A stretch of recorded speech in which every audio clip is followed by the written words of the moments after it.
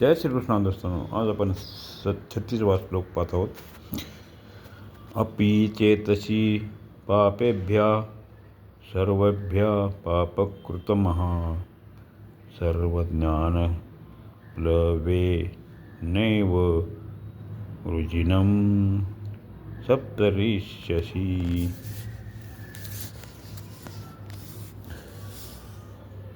पाप करणाऱ्यांच्या 3 श्रेण्या असतात. पापकृत, पाप अर्थात पाप करणारा, पापकृतर अर्थात 2 पाप्यात एकापेक्षा अधिक पाप करणारा आणि पापकृतम अर्थात संपूर्ण पाप्यात सर्वात अधिक पाप करणारा. या ठिकाणी पापकृतम हा पदाचा प्रयोग करून भगवान म्हणतात की जर तू संपूर्ण पाप्यामध्येही अत्यंत पाप करणारा असशील तरीही तू तत्त्वज्ञानाने संपूर्ण पापापासून तरून जाऊ शकतोस. भगवंताचे असे म्हणणे फारच आश्वासन देणारे आहे. तात्पर्य, जो पापांचा त्याग करून साधनेमध्ये तत्पर झाला आहे तर तो त्याच्याविषयी काही प्रश्नच नाही. परंतु ज्याने पूर्वी पुष्कळ पाप केले असेल त्यालाही जिज्ञासा जागृत झाल्यावर त्याने आपल्या उद्धाराविषयी कधीही निराश होऊ नये. कारण पाप्यातला पापी मनुष्य सुद्धा जर इच्छिल तर याच जन्मात आत्ता आपले कल्याण करून घेऊ शकतो. पूर्वीची पापे इतकी बाधक नसतात जितकी वर्तमानातली पापे बाधक असतात. जर मनुष्य वर्तमान काळात पाप करण्याचा त्याग करेल आणि निश्चय करेल की आता मी कधीही पाप करणार नाही आणि केवळ तत्त्वज्ञान प्राप्त करून घेईल तर त्याच्या पापाचा नाश होण्याला मुळीच वेळ लागणार नाही. जर एखाद्या ठिकाणी 100 वर्षापासून काळाकुट्ट असा अंधार पडलेला असेल आणि तेथे दिवा लावला तर त्या अंधाराला नाहीसे करून प्रकाश करण्यात दिव्याला 100 वर्षे लागत नाही, तर दिवा लावला की तात्काळ अंधार नष्ट होतो. त्याप्रमाणे तत्त्वज्ञान होताच पूर्वी केलेली सर्व पूर्ण पापे तात्काळ नष्ट होतात. माणसे परमात्म्यामध्ये लागत नाहीत, परंतु ते परमात्म्यात लागू शकत नाहीत अशी गोष्ट नाही. एखाद्या महापुरुषाच्या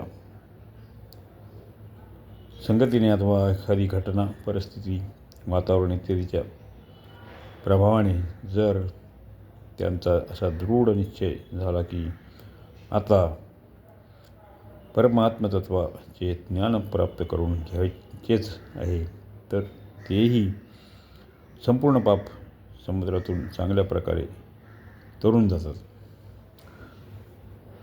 9व्या अध्यायाच्या 30-29व्या श्लोकातही भगवंताने अशीच गोष्ट अनन्यभावाने आपले भजन करणाऱ्या विषयी सांगितले आहे की महान दुराचारी मनुष्यसुद्धा जर निश्चय करेल की आता भगवंताचे भजनच करेल तर त्यानेही फार लवकर कल्याण होईल. सर्वज्ञान प्लवेनैव वृजिनं सप्तरिष्यसि. प्रकृतीचे कार्य, शरीर, संसाराच्या संबंधानेच संपूर्ण पापे होतात.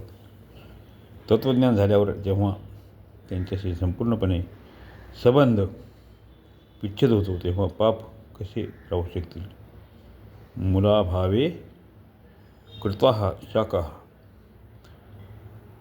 परमार्थतत्त्वाच्या स्वतःसिद्ध ज्ञानाशी एक होणेच ज्ञान प्लव अर्थात ज्ञानरूप नौकेचे प्राप्त होणे आहे. मनुष्य कितीही पापी का असेना, ज्ञानरूप नौकेने तो संपूर्ण पाप समुद्रातून चांगल्या प्रकारे तरून जातो. ही ज्ञानरूपी नौका कधी तुटत नाही, यात कधी छिद्र पडत नाही आणि ही कधी बुडत नाही. ही मनुष्याला पापसमुद्रातून पहिले तरी नेते. ज्ञानयज्ञ नेच ज्ञानरूपी नौका प्राप्त होते. या ज्ञानयज्ञ आरंभापासून विवेकाच्या तत्त्वावर चालते आणि तत्त्वज्ञानात त्याची पूर्णता होते. पूर्णता झाल्यावर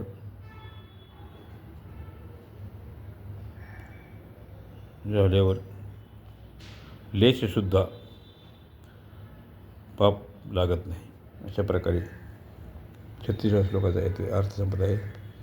जय श्रीकृष्ण भक्तांनो.